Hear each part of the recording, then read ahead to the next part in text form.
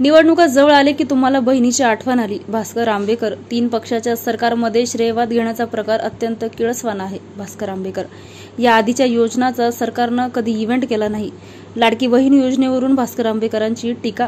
या आधीच्या सरकारनं अनेक योजना आणल्या, निराधार योजना, श्रावणबाळ योजना आणल्या, मात्र त्या सरकारनं कधी या योजनेचा इव्हेंट केला नाही. मात्र हे सरकार लाडकी बहीण योजनेच्या नावाखाली महिलांना फसून इव्हेंट करत आहे. 3 पक्षाच्या सरकारमध्ये श्रेयवाद घेण्याचा प्रकार अत्यंत किळसवाणा आहे.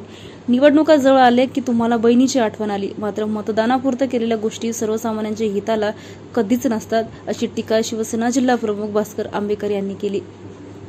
लक्षात घ्या की निराधार लोकांच्या संदर्भामध्ये संजय गांधी निराधार योजना होती, श्रावणबाळ योजना होती. या सर्व योजना भाजप आणि शिंदे हे सरकार नसताना पण त्याचे इव्हेंट झाले का राज्यामध्ये कधी?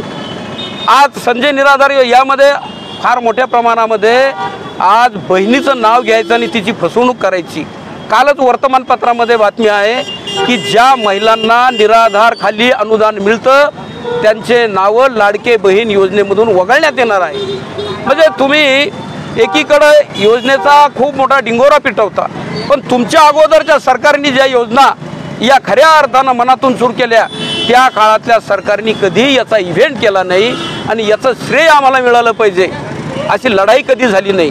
पण आता राज्यात असणाऱ्या 3 पक्षामध्ये श्रेयवादाची लढाई आहे.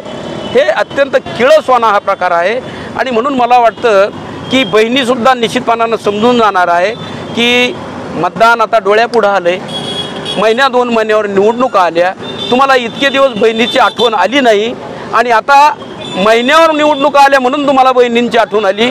आणि ज्या गोष्टी फक्त मतदानाला निवडणुकांना समोर ठेवून केल्या जातात त्या सर्वसामान्यांच्या हिताच्या कधीच नसतात.